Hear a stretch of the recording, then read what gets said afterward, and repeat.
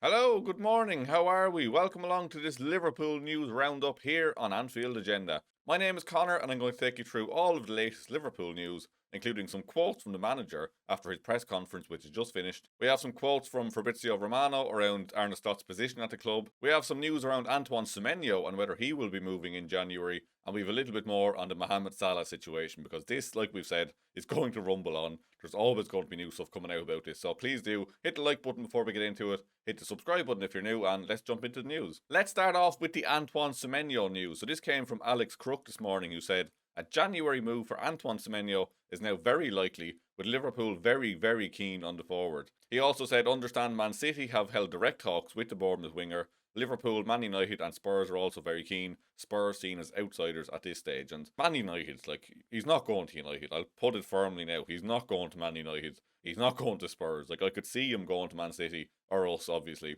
Hopefully us, but there's no world where I see him ending up at Manchester United.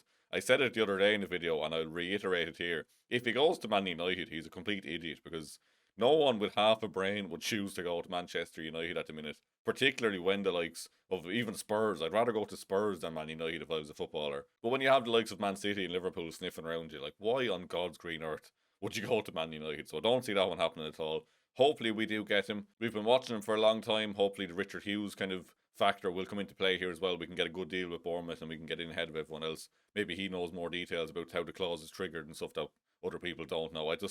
Having Richard Hughes there is our secret weapon in this, I think. So I'm optimistic on it. I think we might get it done. Whether we actually do or not is another story, but definitely one to keep an eye on. As Alex Crook has said there, January move now very likely. So it does look like he's leaving Bournemouth either way. Will he end up at Anfield? Please do let me know in the comments. Next up then from Fabrizio Romano said, after the recent wins, way better situation internally at Liverpool. They trust the manager even in difficult situations. He remains in control at Liverpool.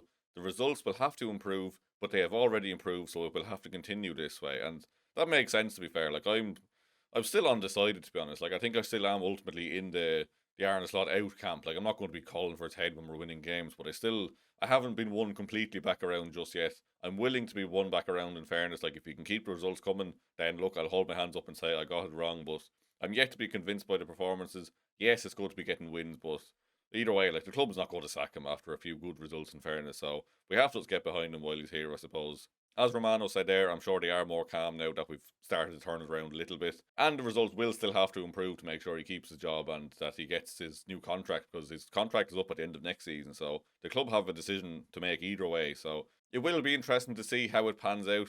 Like I said, I'm willing to be won back around. I'm more than open to it. I want him to turn it around ultimately, but I'm still struggling to see the vision here. Next up then, James Pearce, speaking about the Salah and Slot situation, said, the issue remains that Salah can't handle and doesn't want to deal with being a substitute because he thinks he should be starting games, and Slot doesn't currently regard Salah as part of his best team.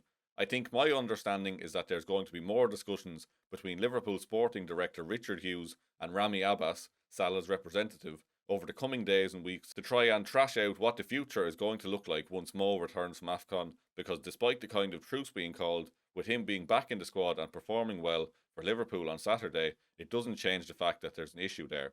I think that all makes sense, to be fair. Salah's not going to be happy sitting on the bench, obviously, and this situation is far from over.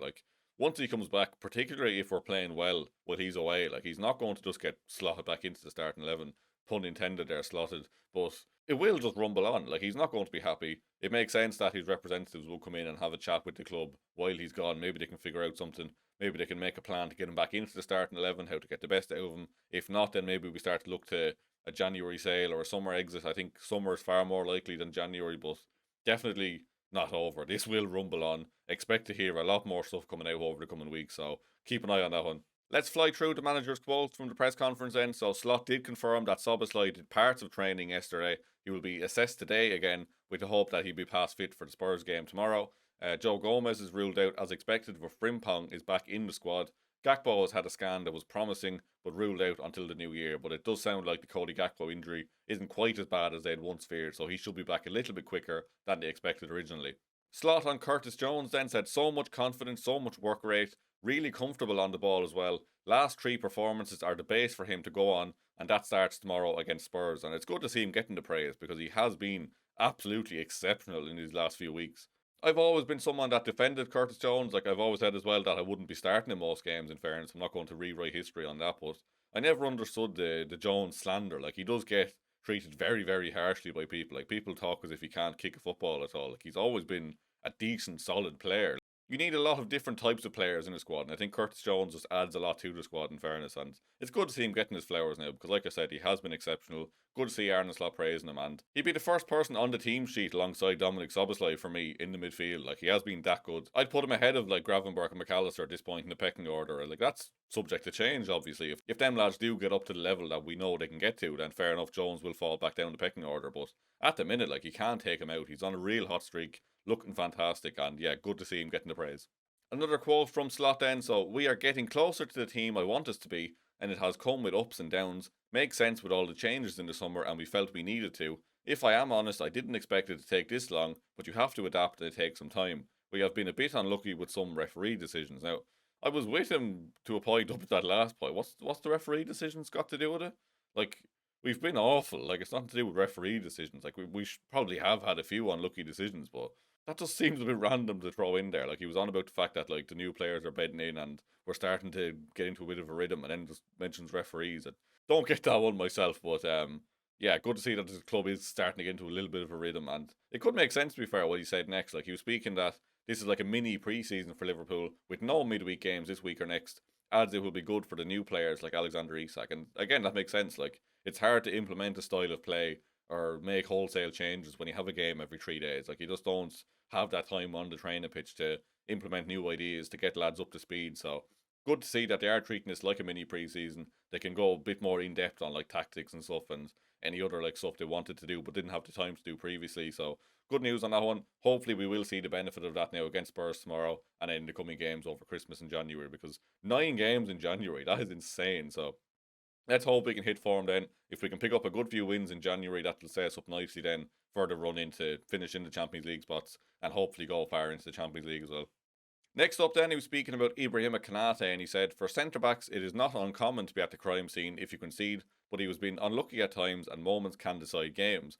When you are involved in some moments like Ibu, it has an immediate impact on the result. Recently, he has not been at the crime scene, and that is how we prefer to see it. But it is not only about him. He has helped out more recently than before, so we are less vulnerable than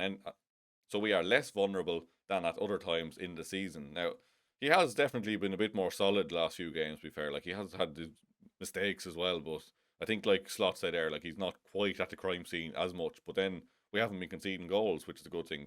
But on the flip side, we're still conceding chances. So I'm still not convinced we're like sorted defensively, but there has been an uptick in our defensive solidity. In fairness, like, I will give him that, but yeah, he still is at the crime scene a bit too much for my liking. But hopefully he can build on this, build on a few clean sheets, get his confidence back, and get back to the player that we know he can be.